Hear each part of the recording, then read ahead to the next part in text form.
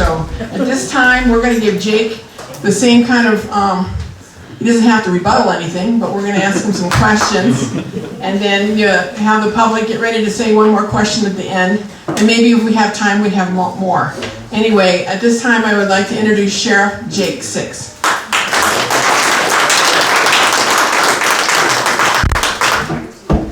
So first off, I'd like to thank the VFW for putting this on. I am Jake Six. I'm the Republican candidate for Benton County Sheriff. Our past term was a lot of fun. When we came into office, most of our equipment was sold. Our cars were in great shape. I think Wick can correct me if I'm wrong, but there was like 7 cars broke down in our parking lot. So we worked a lot with the county commissioners. We called them, told them we have no uniforms. They had dumped oil on a lot of our uniforms when we came into office. So we worked with them and got new uniforms, we got new cars. We came in really, really rough. There was one time I walked into the office to do my dispatch shift because we lost quite a few dispatchers, and I caught Wick sleeping on the conference room table after his 14-hour shift in dispatch. So it was a lot of fun coming in. We focused on major crime and burglary. We trained our staff as best we could in a really short time.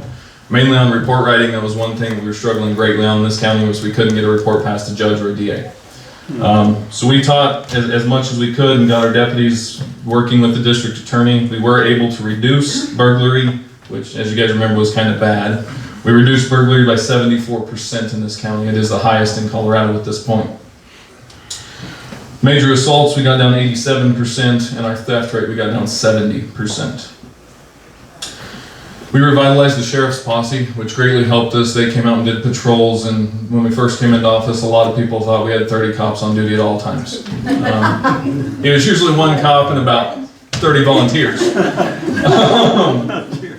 So they helped greatly in actually reducing our crime and being able for the public to see cops more often. It is a small town. It's a fairly large county, but there's not a lot of population base to give us tax dollars. So we don't have an abundance of cops. So their help has been absolutely critical in what we've done.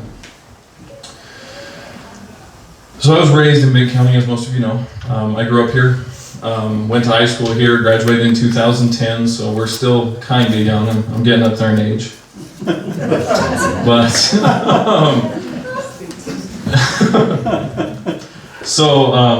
I went to Law Enforcement Academy in 2012. I was our top driver, which made me become a driving instructor. So now I'm the lead driving instructor for the Otero Junior College. That helps us greatly in recruiting. I see every recruit in Southeast Colorado is trying to pull them into Benton County. The undersheriff does the same thing. He teaches most of their report writing and a lot of the general classes just to show our face in the academy, and these unsponsored kids that don't have a place to go, we try and bring them into Benton County. Moving forward with the county, we would like to attack a lot the major crimes that we're having now. We're getting a very big influx in vehicle thefts. Not like the Pueblo where they're throwing off trying to sell them. We're getting mostly the vehicle thefts that somebody's stealing, taking out in the middle of nowhere, and dumping, and we're catching it usually the same day. Most of our cars actually all of our cars so far have been stolen, we recovered. The other thing we're really focused on is sexual assault. For some reason, Benton County, we're one of the highest for sexual assault. So that's something we're not the highest in the state, but high per capita. But it's something we're looking on, trying to help families and working with DSS to try and stop some of these calls that we're getting. We already worked to improve our transparency. Over the years, we were trying to find people that could release a press release onto Facebook regularly. We did it when we first started, and we got really busy and stopped doing it. So finally, I talked my wife, who helps with English teaching, into writing that for us and putting it on Facebook to assist our transparency and let you guys know kind of what we do. So as for my qualifications, I've been in law enforcement, as I said, for about 10 years. I've led the Kiowa County Sheriff's Office as the undersheriff when I was there. I spent 3 years as an undersheriff, 2 years as a sergeant, and I was a deputy for about a year and a half.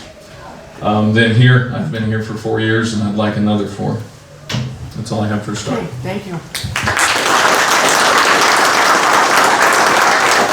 requirements of the sheriff's office, and how are you planning to uphold them, like the jail and being the fire marshal for the unincorporated part of the county? Okay, so first and foremost, my primary responsibility and duty is to uphold the Constitution of the United States and protect your constitutional rights. So that is our main focus, is making sure none of the deputies violate anyone's constitutional rights and making sure nobody else does the same to you. Then we have the standards, we preserve the peace in the county. We run a jail and transport services. As Alan said, our jail is kind of in disrepair. It has been since we took office. But for that statutory requirement, we were able to add approximately 30 beds to the jail so we could sell those beds out to other counties. So we have about 18 jail staff. I think we've reduced down to 16 just to get, or 14, just to try and get pays up. We've reduced staff substantially. But that money all came from the jail. We cost the same as the former administration. We have double the staff. Mainly, we brought in a lot more revenue. I mean, the commissioners greatly helped us. They allowed us, Kim actually went and got us the beds from Fort Lyon that they donated to the sheriff's office so we could do this upfit on the jail for really low cost. So we are working with them currently to increase cost of the jail. We're one of the cheapest places to house people, but we're now one of the only places to house people. So if we can sell when we sell these beds, everybody right now needs beds. If we can get them sold, it will bring a lot more money into the county. But first and foremost, we need staff, which we're working with the county commissioners to get. So the other one is I am the fire marshal for Benton County. I'm on the fire department, but I don't fight fire as the sheriff's office. We have a great working relationship with the fire departments, both on our east end and here, the sheriff's office. We do not manage a fire truck. If those of you have seen fires in Otero County, the Otero County Sheriff, he has his own fire truck and fights fire, which is one of my responsibilities in unincorporated parts of the county. I'm not as comfortable fighting fire and leading fire as I should be. So the two fire departments greatly help us, and we call them and we just pay for it. We also do paper service, search and rescues, concealed weapons, permits. Our search and rescue team, we have a large mounted posse ran by Dusty Nichols. So the mounted posse that we help on search and rescue is just about everywhere and up throughout the state. Okay. I hit my time. Okay. Another question. This is the second one? No, third one. Second one? Just go down the list. Do you have experience managing an office budget, and how are you going to work within Benton County tax base and the Benton County commissioners? So at times, me and the commissioners, and Kim can attest this, have had a very contentious relationship. I'm working with the county tax base as best we can to function. Like Alan said, we need to find a way to start paying these deputies more, which we've done over the past by cutting more and more of our slots, which is making us heavily rely on the posse, who we don't have to pay, to keep crime down. We are working with the county to increase the price of admission into the jail to where we can start making money. Under Sheriff Turner worked for about 3 to 4 months trying to get the 911 tax up to date, and that's brought in another $150,000 in tax money to dispatch. So we try and do everything we can to help offset the cost of the sheriff's office to assist the commissioners and use as little of your tax dollars as physically possible. We are one of the largest agencies in Southeast Colorado because we're combined with the city limits of Los Animas. We are still one of the cheapest by far. Otero County costs a little over $1 million more than us, and they don't have as big of a jail or as big of a patrol. We are going to be working with the city of Los Animas to increase the amount of money they're paying for law enforcement. They're currently paying $390,000, which our contract is to cover approximately 5 staff, which gives us, if we work them on 12s, it gives us 24-hour coverage plus a supervisor. We're never fully staffed, and we need to increase pays. So we're asking the county commissioners to look into 6 deputies from them and 1 supervisor at our current pay rate, not the pay rate from 2012. So that is something we're really working on with them to get fixed. I believe I'm hitting my time. Okay. What do you see as the biggest problem involving law enforcement in Benton County, and how will you change that? Ooh. So the biggest problem is not something I can change. Our biggest problem is going to be the methadone and Suboxone distribution that we have to do. By state law, so please, look at who you're voting for state legislators. But by state law, when you come into jail, if you tell me you have an addiction to an opioid, we have to then, the taxpayers pay for the issuance of Suboxone or methadone. Either one of those two drugs. We pay for that, we have to issue it, and what makes it better is when you leave the facility, I give you a 30-day prescription for it and 2 vials of methadone. That's going to cost, on average, $400 an inmate that we're going to be paying for. We have looked into if we cannot do this. They basically put it to where we could be sued really easily by the inmate if we don't do this. So it's either do this and spend our tax money, or lose our money via lawsuit. So in efforts of protecting the county, we did work with one of our grant services called JBBS. We worked with them to get this, make sure this was paid for, not by you. Well, it's by your state tax dollars, so that makes it better. So paid by your state tax dollars instead of your local tax dollars. So I just picked a different pocket to take your money from. I would like to expand on that. I mean, how are you testing people if they are a methadone? You're taking by their word, and if you are taking it by their word, what happens if somebody ODs? Is the county responsible?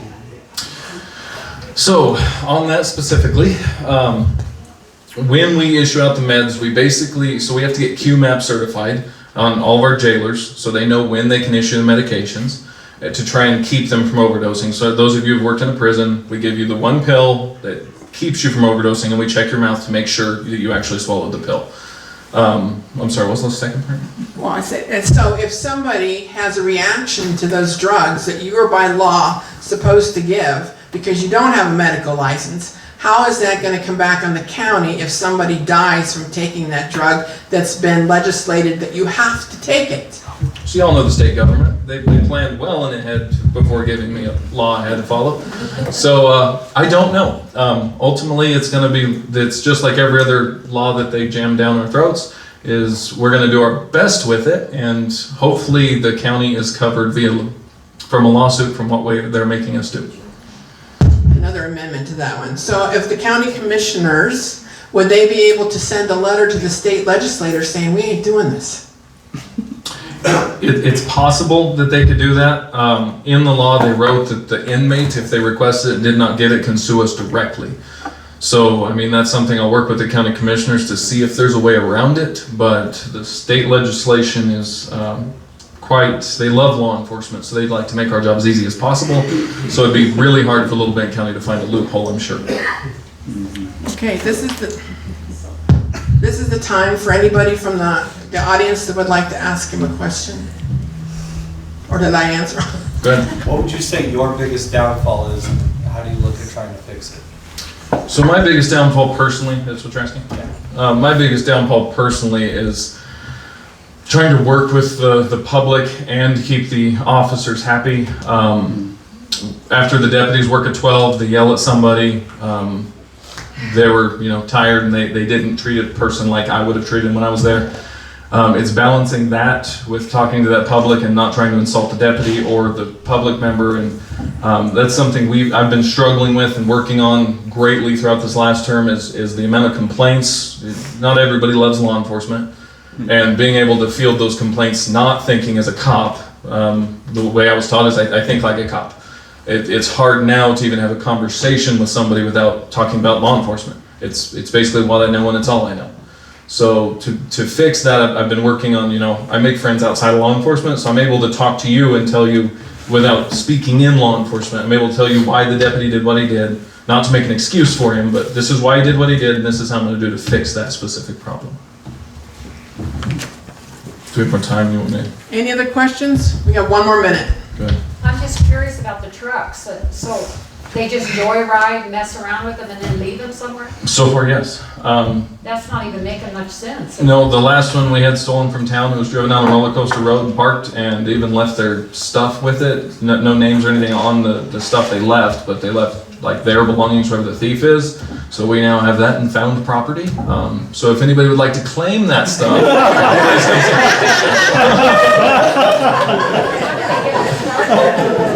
they've been mostly taking cars with keys in them. So take your keys out of the car, lock the doors. Go ahead. What about drug and narcotic abuse in the county, and is there fentanyl already here? Yes. Just talk about that a little bit. So drugs specifically are going to get harder as we go. I mean, I can tell you I'm going to clean up drugs, but with this state, that'd be an unrealistic statement for me to make. Currently, it's a petty offense. If any one of you want to shoot up heroin right in front of me, it's a petty offense. I can write you a ticket for it, and that's about it. As the state progresses in their wonderful drug laws, I can see in the next 4 years me being able to stand up and tell you that I have nothing to do with drugs if they continue with what they're doing. I'm hoping we can do something to change legislation back to at least it's illegal to do it in front of me. Then specifically on fentanyl's still illegal. We did find some in an alley. The worst is coming right now. The place with the worst is Pueblo and Trinidad. We're trying to keep we're trying to keep it out of Benton County, but it's a drug that's coming in, and they've tied our hands on every other drug that it's hard to combat one without combating the rest, if that makes sense.